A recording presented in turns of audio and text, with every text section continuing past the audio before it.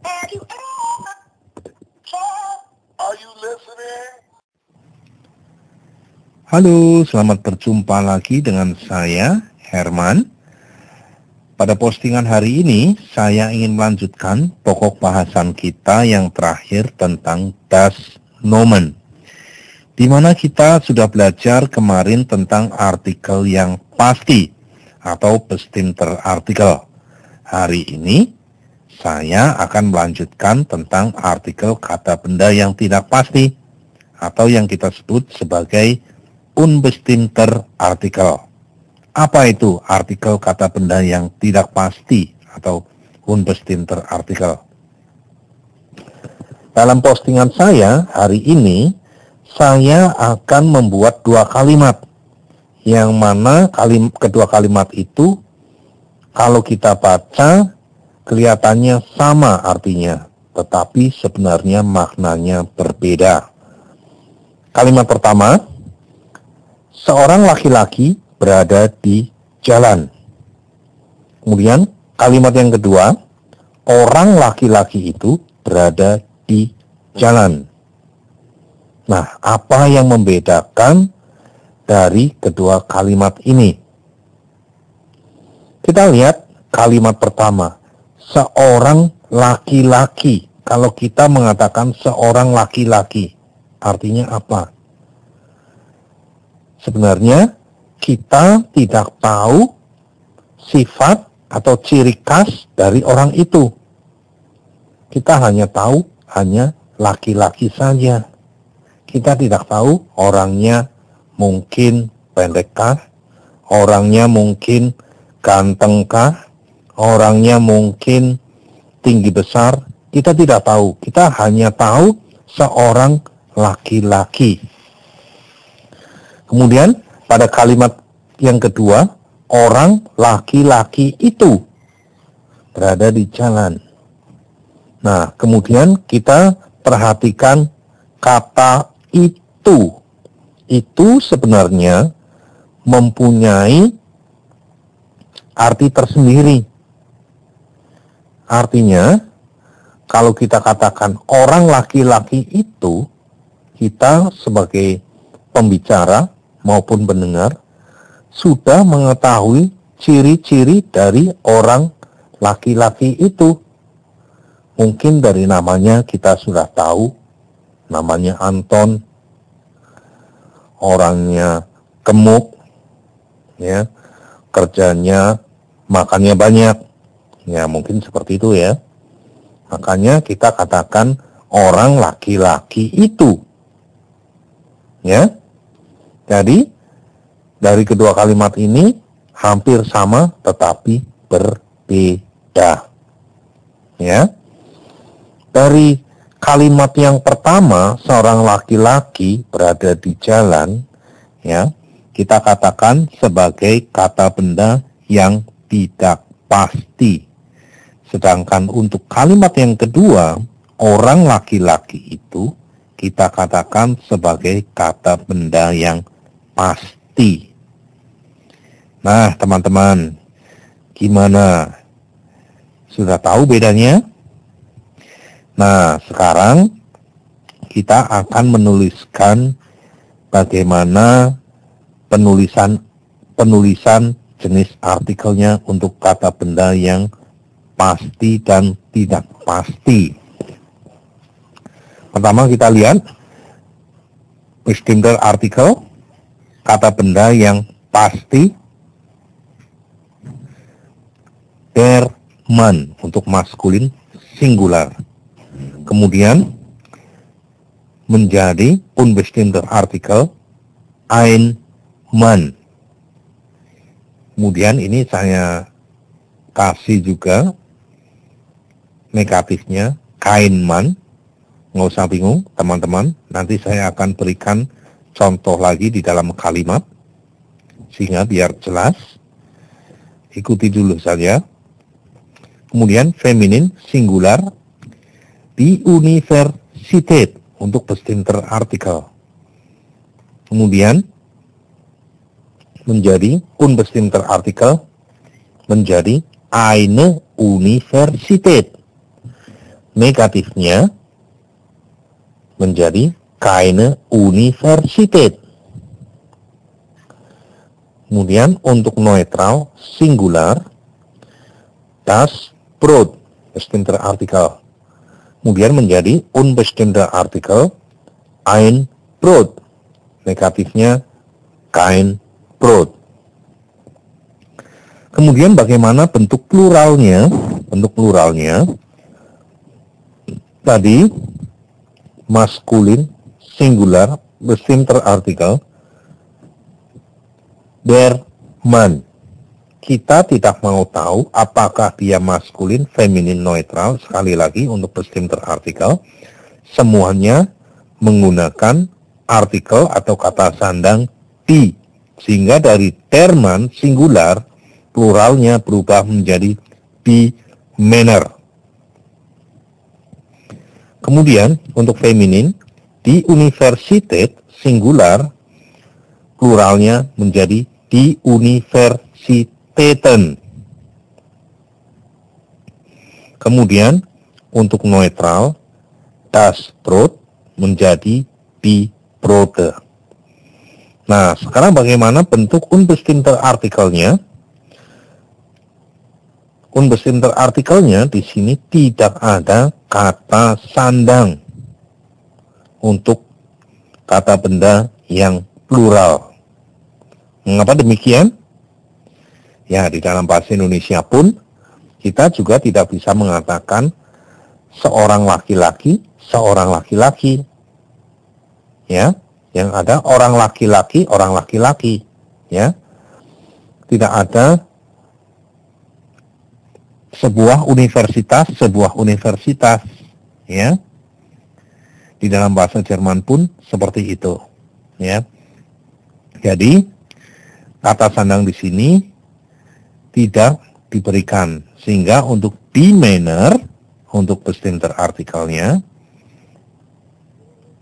untuk unbestimmter Artikelnya menjadi Männer saja. Kemudian untuk negatifnya keine Männer. Kemudian untuk feminin, die Universitäten, unbestimmter Artikelnya menjadi hanya Universitäten. Negatifnya keine Universitäten. Untuk neutral, die Brote menjadi unbestimmter Artikel Brote saja. Negatifnya menjadi keine Brote. Contoh di dalam soal, kita ambil contoh dari bestimmter Artikel, sebuah kalimat. Saya buat di dalam bahasa Indonesianya dulu ya. Rudi yang tua itu adalah orang laki-laki itu. Bahasa Jermannya,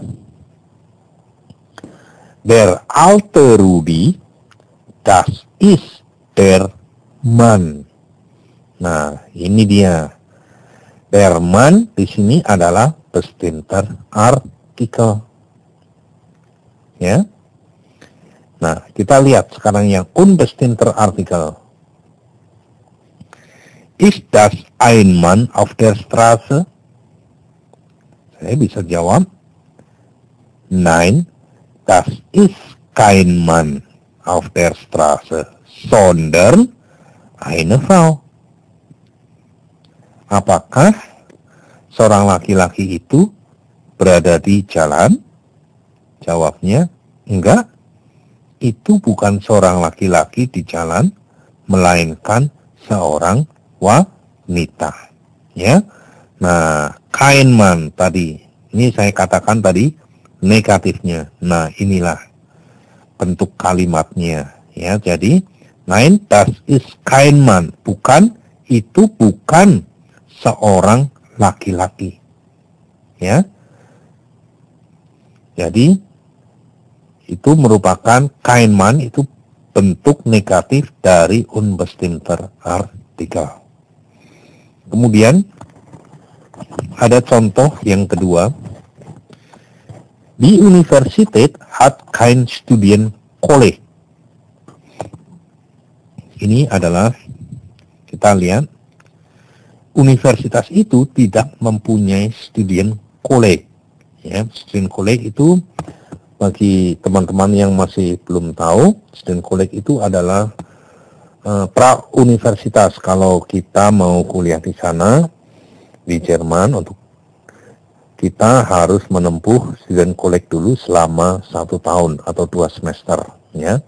Jadi, student college itu seperti SMA. Kalau di sana kelas 4 SMA. Ya. Jadi, universitas itu tidak mempunyai student college. Ya. Nah, di universitas di sini adalah termasuk bestimmter Artikel. Ya. Kemudian untuk unbestimmter Artikel, contohnya, ist das eine Universität? Apakah itu sebuah universitas? Jawabnya, nein, das ist keine Universität, sondern eine Schule. Ya, bukan, itu bukan sebuah universitas, melainkan, sondern itu melainkan sebuah sekolah. Perhatikan di sini, negatif dari Universität, jadi keine. Ya, bisa juga saya jawab dengan ya. Ya, das ist eine Universität. Ya, jelas sampai di sini. Kemudian contoh yang ketiga, das Brot ist schon alt. Roti itu sudah lama. Das Brot itu adalah bestimmter Artikel. Roti itu, ya, artinya roti itu sudah lama. Roti yang mungkin roti tawar, ya, kita sudah tahu. Kalau bilang itu berarti kita sudah tahu sifatnya atau ciri-cirinya. Ya, roti coklat, ya, roti coklat itu sudah lama, atau roti tawar itu sudah lama, ya, seperti itu kira-kira, ya. Kemudian untuk unbestimmter Artikel, ist das ein Brot? Apakah itu sebuah roti? Nein, das ist kein Brot, sondern Butter. Apakah itu sebuah roti? Bukan. Itu bukan sebuah roti. Perhatikan, kein Brot.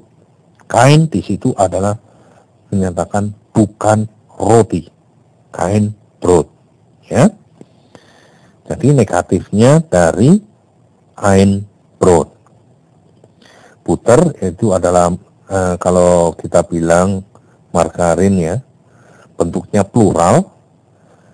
Di sini tidak ada kata sandangnya karena merupakan suatu benda atau suatu, ya, boleh dikatakan benda yang tidak mempunyai batasan ukuran, ya. Nanti kita juga akan belajar ke null artikel. Kita sampai ke sana, ya. Nah, sampai di sini semoga teman-teman sudah punya banyak gambaran atau bayangan tentang bestimmter Artikel. Baiklah, hari ini kita selesaikan sampai kata benda tanpa artikel atau null artikel. Apa itu null artikel? Namanya juga null. Null itu nol kalau di dalam bahasa Indonesia, ya. Jadi artikel yang nol, artikel yang kosong, tidak ada artikelnya, ya. Artinya kita menyebutkan sesuatu kata benda tanpa menyertakan artikel. Sehingga null artikel itu kita gunakan pertama untuk menyebut sebuah titel atau nama seseorang. Contohnya nih, Guten Tag, Frau Müller. Ich bin Thomas. Ya. ZB di sini adalah zum Beispiel. Sebagai contoh. Ya.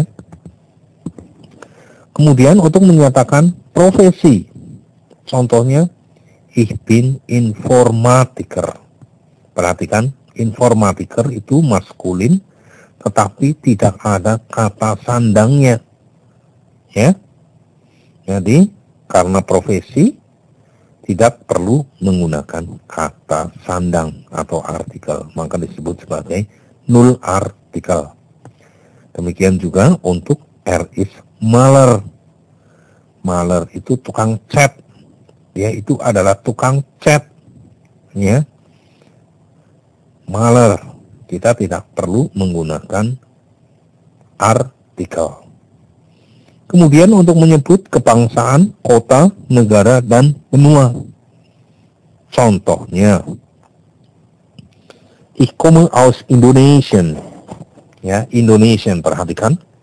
Tidak ada artikelnya. Ich bin Schweizerin und mein Freund Deutscher. Ya, perhatikan, Schweizerin dan mein Freund Deutscher. Tidak ada artikelnya. Deutscher itu tidak ada artikelnya. Kemudian untuk menyatakan suatu ekspresi yang tetap, pernyataan yang tetap, ya, seperti itu ya. Contohnya, Autofahren, ya, berkendaraan dengan mobil, ya. Klavier spielen, bermain piano. Jura studieren, kuliah hukum, dan sebagainya. Ya. Kemudian untuk menyatakan mata kuliah dan pelajaran sekolah. Contohnya, heute Morgen habe ich Deutsch und Mathe. Hari ini, pagi, saya mempunyai mata kuliah atau pelajaran bahasa Jerman dan matematika.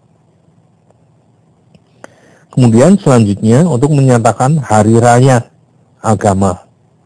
Contohnya, Ostern itu Paskah, Pfingsten itu Pantekosta, dan Weihnachten itu Natal. Untuk menyatakan ukuran, berat, jumlah yang tidak terbatas, yang seperti tadi, contohnya puter tadi ya, di atas, itu kita tidak pakai artikel. Contohnya juga di sini 3 kilo cuker, ya. Cuker tidak menggunakan artikel karena cuker itu banyak sekali, ya. Tidak mungkin kita bilang minta 1 gula, tidak ada, ya. Kemudian eine Tasse Tee, ya. Eine Tasse Tee. Secangkir teh, tehnya itu tidak ada ukuran, ya. Jadi kita tidak memerlukan kata sandang. Kemudian untuk plural atau jamak dari artikel yang tidak pasti atau unbestimmter artikel. Lihat untuk contoh yang ada di sini, singular, ein alter Mann. Kemudian untuk pluralnya, alte Männer. Ya. Kemudian untuk menyatakan bahan atau zat atau material dari suatu benda. Contoh, die Lampe ist aus Metall. Kalimat yang pertama. Kemudian kalimat yang kedua, ich trinke nur Kaffee. Der T-shirt ist aus Baumwolle. Ya, die Lampe ist aus Metall. Lampu itu terbuat dari metal. Metal itu logam, ya. Ich trinke nur Kaffee. Saya hanya minum kopi. Der T-shirt ist aus Baumwolle. Kaos itu terbuat dari benang wool. Kemudian yang terakhir untuk sesuatu yang abstrak. Zum Beispiel. Sebagai contoh, man braucht viel Geduld für diese Arbeit. Orang memerlukan banyak kesabaran untuk pekerjaan ini. Wah, luar biasa ya. Orang bekerja memang harus sabar ya. Kemudian Freiheit ist ein Menschenrecht. Kebebasan adalah hak asasi manusia. Nah, teman-teman, akhirnya kita sudah menyelesaikan tema kita hari ini tentang unbestimmter Artikel dan null Artikel. Barangkali masih ada yang kurang jelas, bisa teman-teman menuliskan pada kolom komentar yang ada di bawah ini. Tapi jangan lupa loh, tuliskan jempolnya juga ya di sebelah kanan di bawah layar film ini. Baiklah teman-teman, hari ini saya akhiri dulu sampai di sini. Kita ketemu lagi pada postingan yang lain yang akan datang. Tschüss, bis dann.